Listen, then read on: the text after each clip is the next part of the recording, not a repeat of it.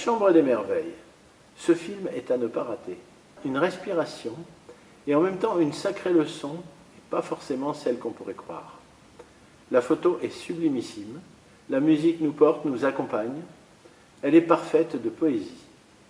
Alexandra Lamy est magistrale, juste dans une sincérité incroyable et décidément à sa place dans ce type de rôle, ni dramatique ni comique, mais sur la ligne et vrai.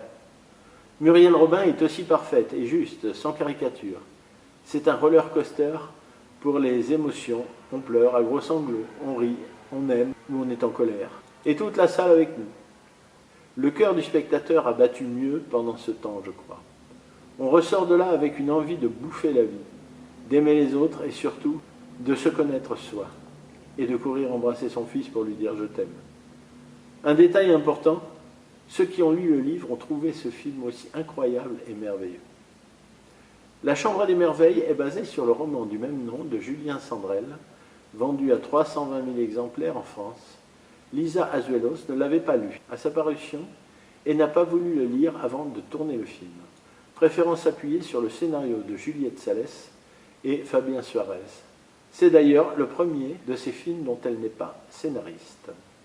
Lisa Azuelos était attirée par l'aïeul que promettait ce récit. La Chambre des merveilles embarque le spectateur au Portugal, en Grande-Bretagne et au Japon. L'équipe a dû s'adapter aux contraintes liées au confinement. En particulier pour le Japon, l'équipe était incertaine de pouvoir s'y rendre jusqu'au dernier moment et il était difficile de recréer ce pays en studio.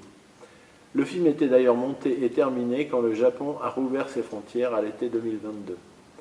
Une équipe réduite de 4 personnes en a profité pour s'y rendre. Nous avons eu très peu de temps pour préparer le tournage, les Japonais nous disant que c'était de toute façon très compliqué sur place, sauf à disposer d'un gros budget et d'une longue préparation en amont. C'était donc une sorte d'opération commando.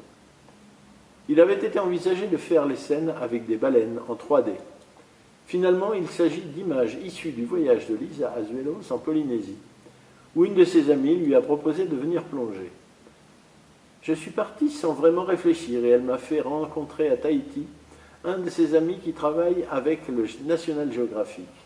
Ces images ont ensuite été raccordées au montage avec les scènes d'Alexandra Lamy sous l'eau.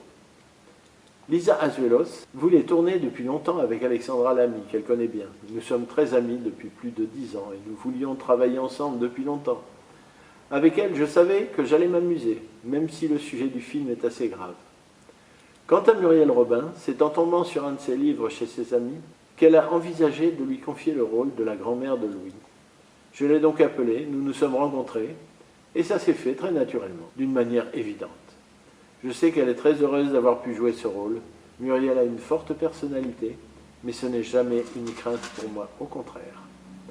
Ce film sera diffusé dans votre cinéma Les Nouveaux Bleus à Beaumont-de-Lomagne, le mercredi 5 avril à 21 h et le lundi 10 avril à 21 h.